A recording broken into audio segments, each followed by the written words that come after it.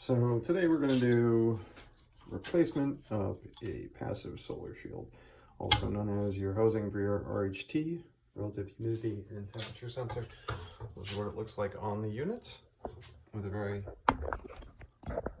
messed up air vane. So all you will need is this guy. Not specifically that, but in general, a screwdriver. I'm using a PH1. So first thing we're going to do is remove the air vane.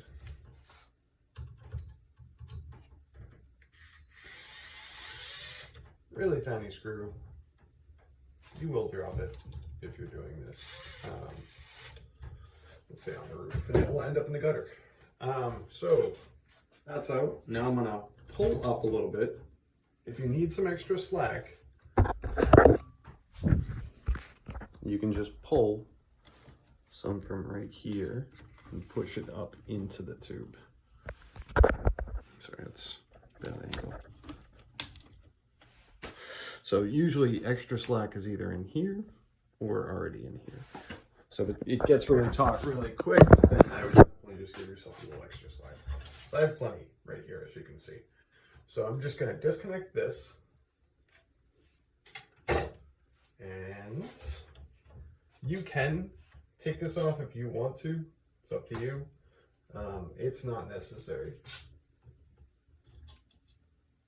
It looks mediocre at best. So here's the next step.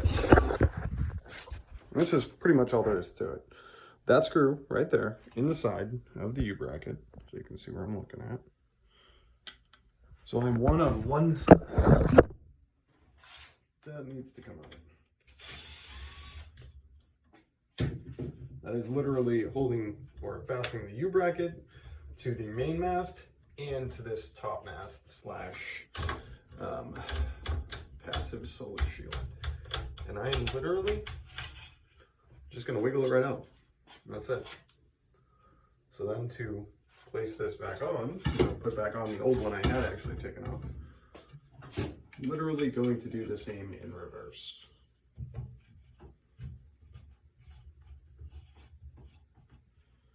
And since I've already used this one, I'm actually going to attempt to line up the holes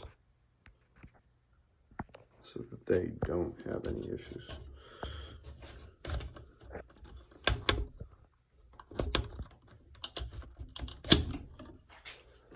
And actually, that is lined up. You can't really see it, but if I turn, it becomes white.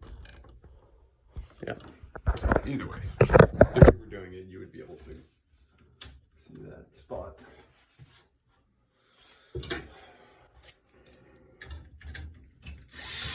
And not that it's going to make a huge difference. If you did make a new hole, it's just a matter of preference, I suppose. So here's the most obnoxious and difficult part that you're going to come across. We're going to put this MAV back on. I'm going to reconnect this. I'm going to pull a little extra slack from the base. And I'm now going to align this. Oh, actually, another point with why you would want that hole to be the same is because the air vane anchors here, and that's going to help actually dictate direction. So that screw hole on the top portion is actually going to be facing the rain gauge. So I've actually already done one of this, so when the person gets it, they will already know actually. So I'm going to grab the air vane screw, and I'm going to partially screw it in for two reasons. Let me show you this actually. Not how you should handle your tools. So right here, there's a little slot. And so this slot needs to align with this screw. There are actually sensors in here that if you pierce the wrong portion, you will actually ruin your air vane. So you just have to be careful. Really easy way to do that. So I'm going to place this on.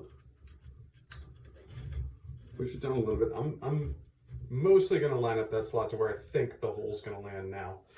And then what I'm going to do is just barely screw this in. Like two threads. So here's what theoretically should happen, right?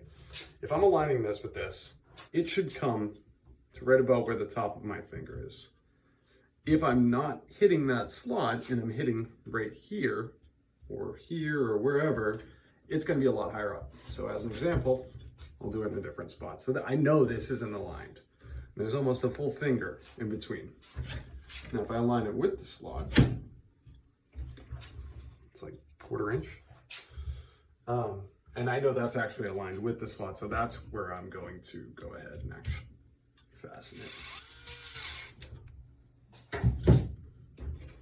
And guess what? You're done.